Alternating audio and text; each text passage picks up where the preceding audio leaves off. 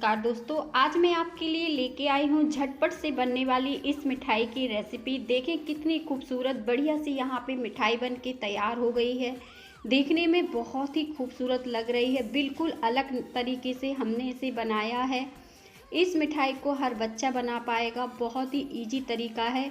तो चलिए जल्दी से हम शुरू करते हैं इस मिठाई की रेसिपी को। अगर आज की रेसिपी आपको अच्छी लगे तो लाइक ज़रूर करें। और मैंने यहाँ पे 2 पैकेट ओरियो बिस्किट के ले लिए हैं। कोई भी चॉकलेट बिस्किट का आप इस्तेमाल कर सकते हैं इस मिठाई को बनाने में। बिस्किट को हमने पैकेट से निकाल लिया है और प्लेट में रख लिया है। अब हमें बिस्किट को बीच से खोल लेना है और इसकी चॉकलेट अलग कर लेना है, जो क्रीम है वो अलग कर लेना है। अभी सर्दियों का मौसम है तो क्रीम बहुत ज़्यादा जमी हुई है, तो मैंने इसे इस तरह से चाकू से निकाल लिया है।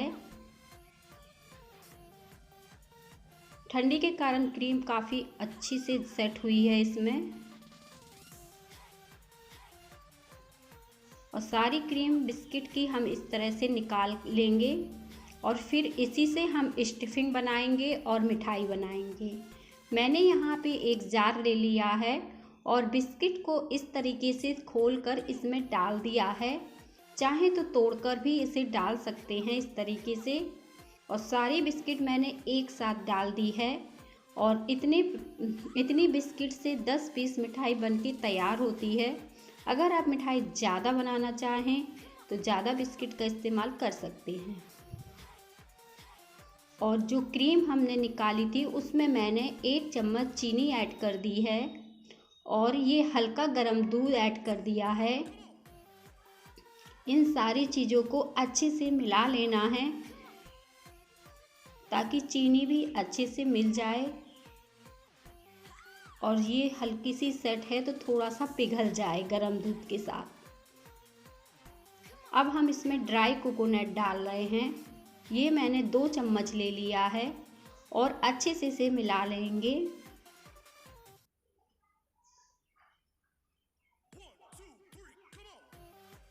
अच्छे से मिलाने के बाद ये काफ़ी थोड़ा सा दिख रहा है, तो मैं 2 चम्मच के करीब इसमें ड्राई कोकोनट और डाल दूंगी, क्योंकि स्टफिंग भरने के लिए चाहिए है हमें। कुल मिला के मैंने 4 चम्मच ड्राई कोकोनट का इस्तेमाल किया है। अगर आप ड्राई कोकोनट नहीं डालना चाहते हैं तो काजू का पाउडर या बादाम का पाउडर, इस तरीके की चीज़ें भी डाल सकते हैं। और अब हमने इसे अच्छे से मिला लिया है, या फिर मिल्क पाउडर का भी इस्तेमाल कर सकते हैं। और दूध मिलाकर हम इसे बहुत ज़्यादा गीला नहीं रखेंगे, इस तरह से सूखा ही रखेंगे ताकि जो स्टफिंग हम भरें वो गीली ना रहे, एकदम सूखी सी रहे। बस इसे इतना मिलाना है कि ये कंबाइंड होने लगे। और यहाँ पे मैंने दूसरा बाउल ले लिया है और इसमें डाल देंगे ये पिसी हुई बिस्किट। बिस्किट को मैंने अच्छे से पीस लिया था, कोई भी इसमें टुकड़े बिस्किट के नहीं रह गए हैं। आप चाहें तो बिस्किट के पाउडर को एक बार छान लें या फिर हाथों से इस तरह से चेक कर लें कहीं इसमें क्रिस्टल तो नहीं है। और मेरा बहुत ही बढ़िया पाउडर बनके तैयार हो गया है। इसमें कोई भी दाने नहीं हैं, तो मैं दूध की सहायता से इसका एक डो लगा लूँगी। डो को हल्का सा टाइट ही लगाएंगे, सॉफ्ट नहीं लगाएंगे। तो इस तरह से मसल के हम डो को लगा लेते हैं।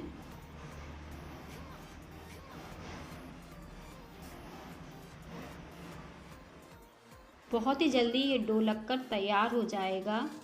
अब हम इसे थोड़ा सा चिकना कर लेंगे, हाथों पर रिफाइंड हल्का सा लगाकर।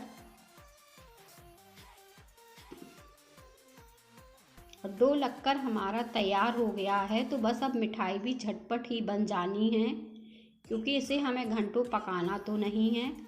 मैंने यहाँ पे एक प्लास्टिक शीट बिछा ली है और इसे अच्छी सी एक लोई का शेप दे देंगे। जैसे रोटी बनाने में लोई का शेप देते हैं, ठीक उसी तरह का हमने इसे शेप दे दिया है। और अब हम चाहें तो इसके ऊपर हल्का सा तेल लगा लें और पन्नी से कवर कर दें, या फिर आप बिना पन्नी के कवर किए भी इसे बेल सकते हैं, क्योंकि ये बहुत ही जल्दी बिल जाता है और चिपकता भी नहीं। तो मैंने देखें कवर भी नहीं किया है और इस तरह से इसे घुमाते हुए बेल लिया है। किनारों पर हल्का सा फटेगा तो उंगली की सहायता से एक सा करेंगे तो ये एक सा हो जाएगा।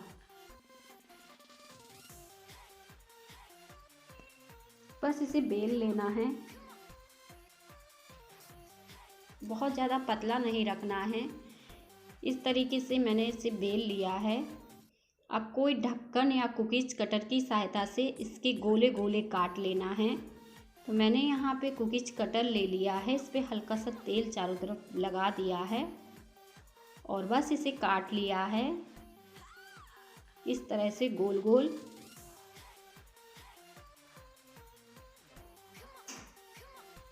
और बचे हुए हिस्से को हम दोबारा से लोई बनाकर बेलेंगे। तो इन्हें हम साइड रख देंगे और बचे हुए हिस्से को भी हम दोबारा से बेलकर इसी तरह से काट लेंगे और इससे मिठाई बनाना शुरू करेंगे।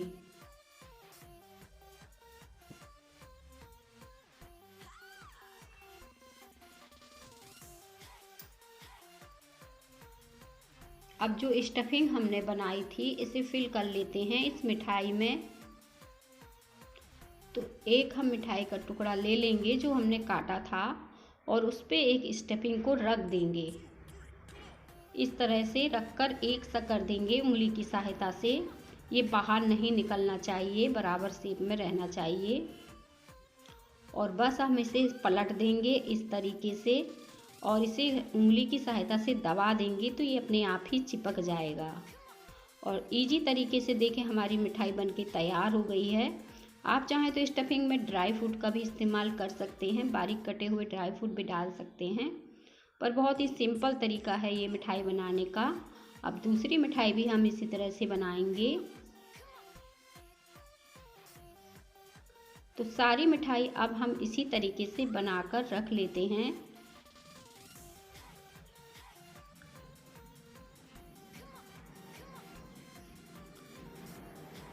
और इसे भी हमने बना लिया है, उंगली की सहायता से हमने इसे थोड़ा सा एक सा इस तरीके से कर दिया है। मिठाई हमारी बनके तैयार हो गई है, बहुत ही खूबसूरत बढ़िया सी बनी है। बच्चों को बड़ों को सभी को पसंद आने वाली झटपट से बनने वाली ये इजी तरीके की मिठाई आप झट से घर पर बना सकते हैं। नए साल पर इसे ज़रूर ट्राई कीजिएगा। और आज की रेसिपी आपको कैसी लगी कमेंट में भी मुझे ज़रूर बता दीजिएगा। और मिलेंगे हम इसी तरह की नई नई रेसिपी के साथ।